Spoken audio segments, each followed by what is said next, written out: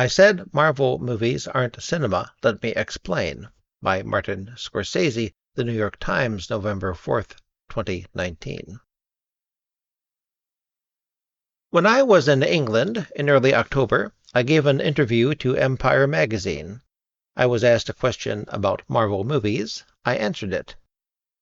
I said that I've tried to watch a few of them, and that they're not for me, that they seem to me to be closer to theme parks than they are to movies, as I've known and loved them throughout my life, and that, in the end, I don't think they're cinema.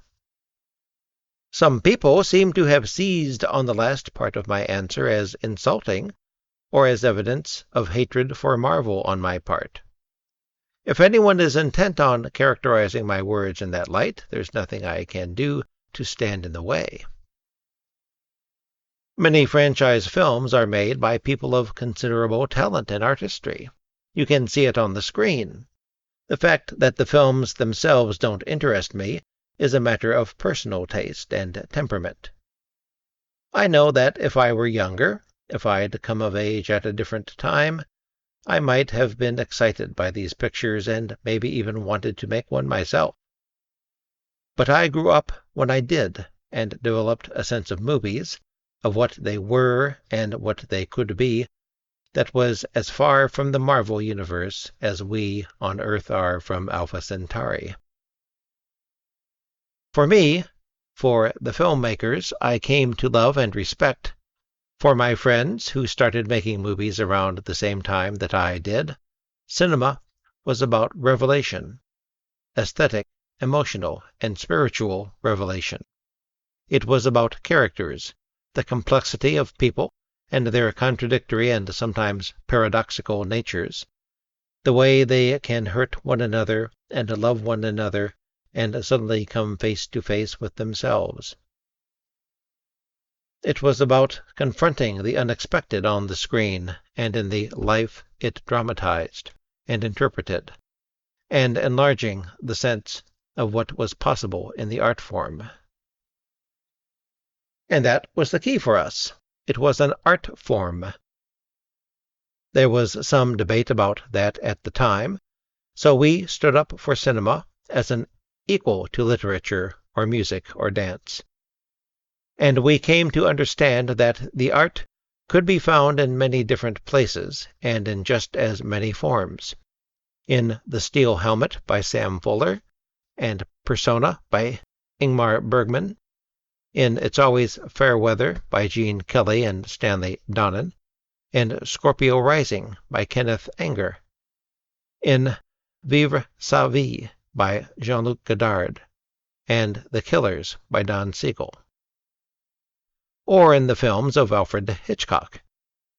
I suppose you could say that Hitchcock was his own franchise, or that he was our franchise. Every new Hitchcock picture was an event. To be in a packed house in one of the old theaters, watching Rear Window, was an extraordinary experience. It was an event created by the chemistry between the audience and the picture itself, and it was electrifying. And, in a way, certain Hitchcock films were also like theme parks. I'm thinking of Strangers on a Train, in which the climax takes place on a merry-go-round at a real amusement park, and Psycho, which I saw at a midnight show on its opening day, an experience I will never forget. People went to be surprised and thrilled, and they weren't disappointed. 60 or 70 years later, we're still watching those pictures and marveling at them. But is it the thrills and the shocks that we keep going back to? I don't think so. The set pieces in North by Northwest are stunning, but they would be nothing more than a succession of dynamic and elegant compositions and cuts, without the painful emotions at the center of the story, or the absolute lostness of Cary Grant's character. The climax of Strangers on a Train is a feat, but it's the interplay between the two principal characters and Robert Walker's profoundly unsettling performance that resonate now. Some say that Hitchcock's pictures had a sameness to them, and perhaps that's true. Hitchcock himself wondered about it. But the sameness of today's franchise pictures is something else again. Many of the elements that define cinema as I know it are there in Marvel pictures.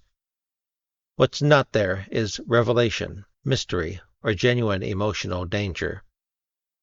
Nothing is at risk. The pictures are made to satisfy a specific set of demands, and they are designed as variations on a finite number of themes. They are sequels in name, but they are remakes in spirit, and everything in them is officially sanctioned because it can't really be any other way. That's the nature of modern film franchises. Market-researched, audience-tested, vetted, modified, re-vetted, and re-modified until they're ready for consumption. Another way of putting it would be that they are everything that the films of Paul Thomas Anderson, or Claire Denis, or Spike Lee, or Ari Aster, or Catherine Bigelow, or Wes Anderson are not. When I watch a movie by any of those filmmakers, I know I'm going to see something absolutely new and be taken to unexpected and maybe even unnameable areas of experience. My sense of what is possible in telling stories with moving images and sounds is going to be expanded. So you might ask, what's my problem? Why not just let superhero films and other franchise films be? The reason is simple. In many places around this country and around the world, franchise films are now your primary choice if you want to see something on the big screen. It's a perilous time for film exhibition, and there are fewer independent theaters than ever. The equation has flipped, and streaming has become the primary delivery system. Still, I don't know a single filmmaker who doesn't want to design films for the big screen to be projected before audiences in theaters. That includes me, and I'm speaking as someone who just completed a picture for Netflix. It, and it alone, allowed us to make The Irishman the way we needed to, and for that I'll always be grateful. We have a theatrical window, which is great. Would I like the picture to play on more big screens for longer periods of time? Of course I would. But no matter whom you make your movie with, the fact is that the screens in most multiplexes are crowded with franchise pictures. And if you're going to tell me that it's simply a matter of supply and demand and giving the people what they want, I'm going to disagree. It's a chicken and egg issue. If people are given only one kind of thing and endlessly sold only one kind of thing, of course they're going to want more of that one kind of thing. But you might argue, can't they just go home and watch anything else they want on Netflix or iTunes or Hulu? Sure, anywhere, but on the big screen, where the filmmaker intended her or his picture to be seen. In the past 20 years, as we all know, the movie business has changed on all fronts. But the most ominous change has happened stealthily and under cover of night. The gradual but steady elimination of risk. Many films today are perfect products manufactured for immediate consumption. Many of them are well made by teams of talented individuals. All the same, they lack something essential to cinema, the unifying vision of an individual artist. Because, of course, the individual artist is the riskiest factor of all. I'm certainly not implying that movies should be a subsidized art form, or that they ever were. When the Hollywood studio system was still alive and well, the tensions between the artists and the people who ran the business was constant and intense. But it was a productive tension that gave us some of the greatest films ever made. In the words of Bob Dylan, the best of them were heroic and visionary. Today, that tension is gone, and there are some in the business with absolute indifference to the very question of art and an attitude toward the history of cinema that is both dismissive and proprietary, a lethal combination. The situation, sadly, is that we now have two separate fields.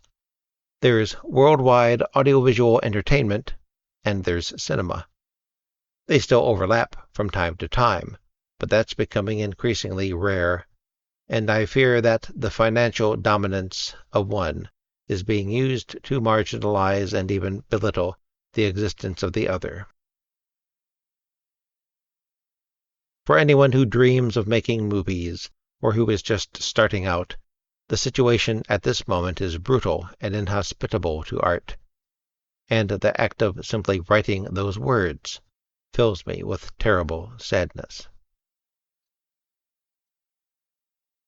Thank you for listening.